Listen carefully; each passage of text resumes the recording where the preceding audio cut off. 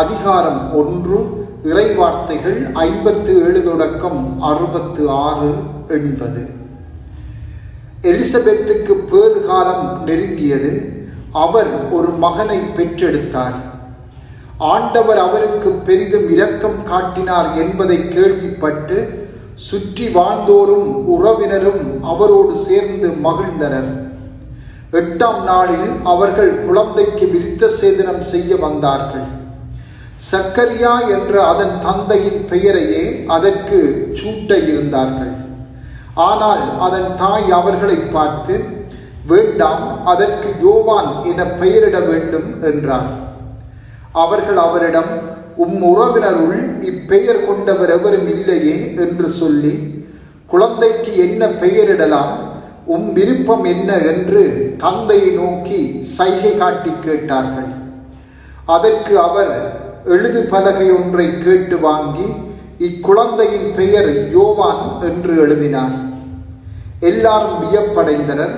அப்பொழுது அவரது வாய் திறந்தது, நா கட்டவிழ்ந்தது. அவர் கடவுளை போற்றி புகழ்ந்தார். சுற்றி வாழ்ந்தோர் அனைவரும் இதை பற்றி கேள்விப்பட்டு அஞ்சினர். இச்செய்தி யூதேய மலைநாடெங்கும் பரவியது. கேள்விப்பட்டவர்கள் யாவரும் இச்செய்தியை தங்கள் உள்ளத்தில் இருத்தி, இக்குழந்தை எப்படிப்பட்டதாக இருக்குமோ என்று சொல்லிக் கொண்டார்கள். ஏனெனில் அக்குழந்தை ஆண்டவருடைய கைவன்மையை பெற்றிருந்தது. குழந்தையாயிருந்த யோவான் வளர்ந்து மன வலிமை பெற்றார். இஸ்ரேல் மக்களுக்கு தம்மை வெளிப்படுத்தும் காலம் வரை அவர் பாலை நிலத்தில் வாழ்ந்து வந்தார். சிந்தனை. இன்று திருமுழுக்கு யோவானின் பிறப்பின் பெருவிழாவை கொண்டாடுகின்றோம். அவர் ஆண்டவரின் கரங்களால் உருவாக்கப்பட்டவர். புனித தோமஸ் அக்வைனஸ் கூறுவார், திருமுழுக்கு யோவான் தம் தாயின் வயிற்றிலேயே புனிதப்படுத்தப்பட்டார். தாயின் வயிற்றில் இருக்கும் போதே தூய ஆவியால் முற்றிலும் ஆட்கொள்ளப்படுவார். லூக்கா 1:15. மரியா எலிசபெத்தை வாழ்த்திய நேரத்தில் இருந்து, யோவான் தாயின் வயிற்றில் துள்ளிய அந்த நேரத்தில் இருந்து ஆண்டவரின் கரம் யோவான் மீது அவரை புனிதராக்கி கடவுளின் திருவிழத்தை நிறைவேற்ற அவரை இட்டு சென்றது. இன்றைய நற்செய்தி வாசகத்தில் சொல்லப்பட்ட ஓரிரு வார்த்தைகளை விட அவருடைய தொடக்க வாழ்வை பற்றி வேறு எதுவும் நற்செய்தி எமக்கு தரவில்லை. குழந்தையாக இருந்த யோவான் வளர்ந்து மன வலிமை பெற்றார். இஸ்ரேலுக்கு தம்மை வெளிப்படுத்தும் காலம் வரை அவர் பாலை நிலத்தில் வாழ்ந்து வந்தார். இந்த இறைவார்த்தை பகுதி கூறுகின்ற உண்மையை நாம் நோக்க வேண்டும். அதாவது, யோவான் தாயின் வயிற்றில் புனிதப்படுத்தப்பட்டது மட்டுமல்ல, அவருடைய குழந்தை பருவம் முழுவதும் மற்றும் அவருடைய முதிர் வயது வரை அவர் ஆண்டவரோடு ஆழமாக ஒன்றிணைந்தவராகவும் தூய ஆவியால் நிரப்பப்பட்டவராயும் இருந்தார். இன்று யோவானின் வாழ்க்கையின் ஒரு குறிப்பிட்ட அம்சத்தை, அதாவது அவருடைய பிறப்பையே கொண்டாடுகின்றோம்.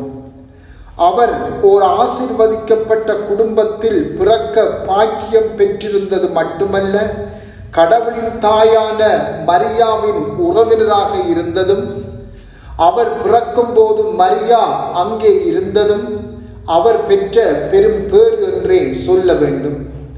அது மட்டுமல்ல, அவர்களுடைய வழக்கத்துக்கு மாறாக கப்ரியேல் வானதூதன் மூலம் அறிவிக்கப்பட்ட யோவான் என்ற பெயரையும் அவர் பெற்றிருந்தார்.